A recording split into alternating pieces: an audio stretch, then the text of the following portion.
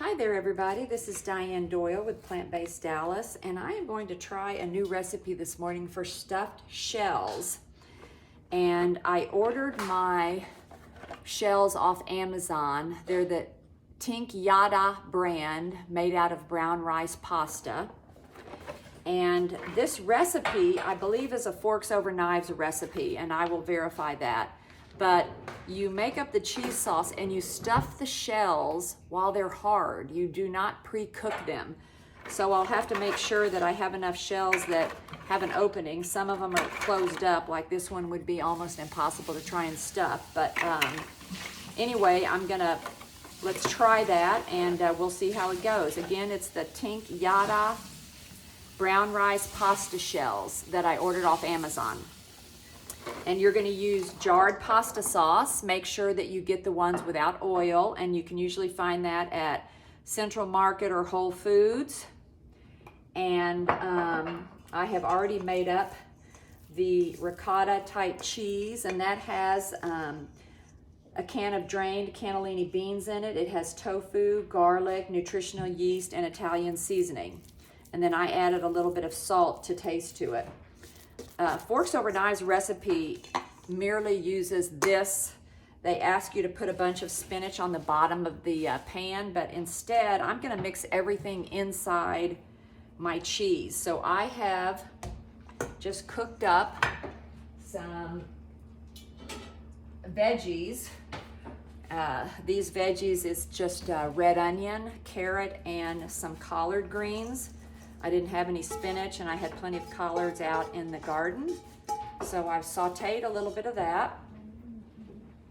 And we're gonna mix that in with the cheese and see if that's enough. Hi, Nunu. Thank you so much. And mix that together. And I'm probably gonna add a little bit more pepper just because we want to have it spiced up in there. In fact, maybe I'll add just a tad bit of red pepper. Give it a little bit of a bite. A little bit of red pepper. And then a little bit more black pepper.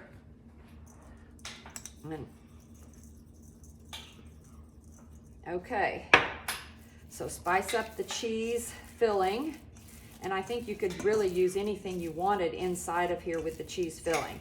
Remember, this cheese filling is mostly tofu and pureed white beans with some spices. Okay, now it says to pour your tomato sauce into the bottom of, a lot of it into the bottom of the pan. It says to use it says cover it with pasta sauce and water. You use the extra water because you're using dry noodles. I'm also going to use, I have some very veggie juice. I'm going to use some of that too in addition to the water, because this is going to be what cooks the pasta, because it's basically going to be sitting in this mixture. So I've added some water to the jar to get out all of that. And it says to use up to 3/4 cup water. So I'm gonna do that. Let's mix this up. Spread it on the bottom. And maybe add just a tad bit more. So we have plenty of juice, and you're gonna cover this.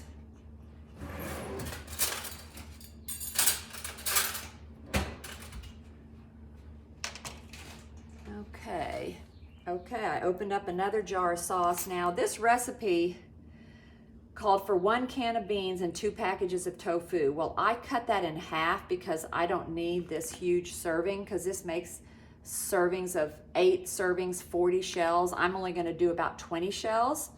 So I cut it in half. So instead of using 3 jars of pasta sauce, I'm only using 1.5. But it basically says to pour all the sauce in here. So I had a half a jar earlier. I'm pouring the rest of it in here.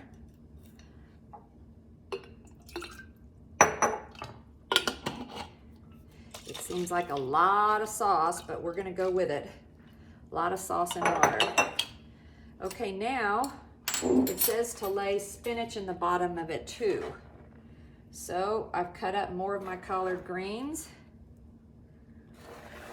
And when you serve this, I guess you're gonna sort of dish it out like it's almost like a soup or a stew. And since the pasta sauce has plenty of salt in it, we don't need any more salt in the pasta sauce, but I do think we might need some more spices. So I'm gonna add a little bit more Italian seasonings and pepper to the sauce that this is gonna be baking in. So, have my Italian seasonings here. We're gonna do that. And then we're gonna do a little bit more pepper.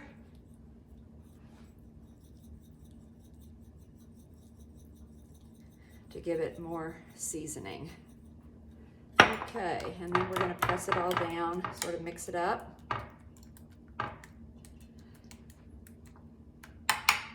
And the greens have added moisture in them too, so that's gonna be even more moisture for these shells to absorb water and hydrate up. Okay, here we go. So it says, use a little spoon and stuff these things full.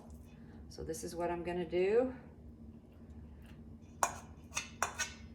And it looks like each one gets a good tablespoon, and it says just to plunk it right down in there. So I'm gonna sit here and fill all these shells. You don't need to watch me do all that, but I will come back to you after I've stuffed them all and show you what that looks like. Okay, alrighty, so I did finish stuffing all the shells. I took them out of the juice real quick because I'm not gonna cook this till tonight. Oh, whoa. And one box had 21 shells and one broken one. So I was able to fill 20 shells, which is half the recipe. So one box of these, which is 8 ounces, had 23 shells in it. So one of them was unusable because I couldn't stuff that one. And what I'm gonna do with these other shells is I'm gonna break them up into small pieces and put them inside the sauce so that they can just absorb and be pieces inside here. Remember, inside this sauce, we have additional water, and I added some collards instead of spinach, since I had those in the garden, and more spices. And then tonight, before serving, or before cooking, I will take and place each of these shells inside of the sauce and press them down all the way so they're like 75% covered in sauce. And then cover it with foil, and it says to bake it 35 to 40 minutes at 425. So I will show you all what that looks like after it's baked, but I did want to show you how we do that. So again, you're just going to plunk each of these down and push them down into the sauce. Okay, I have put all the shells inside the pan with sauce and pushed them way far down, topped off the shells with additional Italian spices and pepper, and I'm going to cover it with foil and bake it for about 40 minutes according to the recipe. Okay, here's the final product. I did make a mistake. I didn't look at the temperature. It was supposed to be at 425 for 35 to 40 minutes, but I had it at 350, so it took a lot longer to cook till I read the directions. So make sure you cook it at 425 because it never got to boiling at 350, but as you can see, it is boiling right now. So make sure you put it at 425, but it looks and smells delicious. I'll let y'all know. Bye-bye.